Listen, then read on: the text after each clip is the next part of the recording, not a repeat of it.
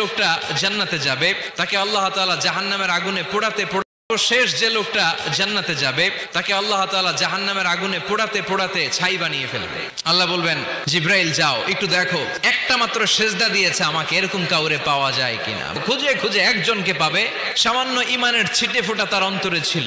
আল্লাহ বলবেন, যেহেতু ছিটে ফোঁটা আছে, অনেক মায়ের খাইছে, ওকে বের করে জাহান্নাম থেকে বের করে একটা নির্ধারিত দূরত্বে রেখে দাও।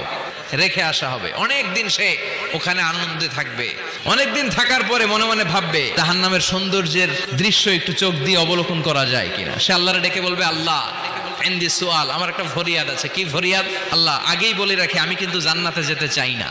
সে বলবে, আল্লাহ তোমার জান্নাতটা তুমি কত সুন্দর করে বানিয়েছো, আমি একটা নজর শুধু দেখতে চাই। আল্লাহ বললেন, জিব্রাইল বেচারারে ধরে জান্নাতের গেটের সামনে বসায় দে। এবার জান্নাতের গেটের সামনে বসে বসে জান্নাতের সৌন্দর্য দেখা শুরু করবে। সুবহানাল্লাহ। এমন সৌন্দর্য যেটা চোখ দিয়ে কেউ দেখে নাই, কান দিয়ে শোনে নাই, ওই সৌন্দর্য চোখে দেখে, কান দিয়ে আওয়াজ শোনে, মাগার ভোগ করতে পারে না। আবার আল্লাহরে ডাকবে, মনে মনে ভাববে আরেকটু ট্রাই করি না, দোষ কি, আস্তে আস্তে অনেক দূর তো আগাইছি। এবার আল্লাহরে বলবে, আল্লাহ এত সুন্দর জান্নাত তুমি বানালাম, চোখ দিয়ে সৌন্দর্য দেখি, কান দিয়ে আওয়াজগুলো শুনি, হুর আর গেলমান হেঁটে বেড়ায়, এত সুন্দর জান্নাত চোখ দিয়ে দেখি, ঢুকতে পারি না। আমারে কষ্ট দিয়ে তোমার কি লাভ?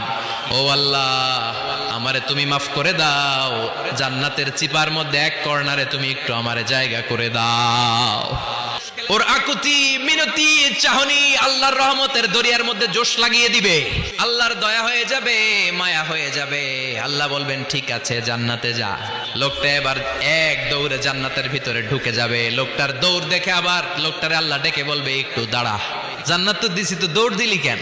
লোকটি বলবে, আল্লাহ প্ল্যান তো আমি কম করি নাই, এত চেষ্টার ফলে আমি আসতে পারছি, আবার যদি তুমি বাইর করে দাও, এই জন্য এক দৌড়ে এমন চিপার মধ্যে লুকামো যাতে তুমি আমার না দেখো।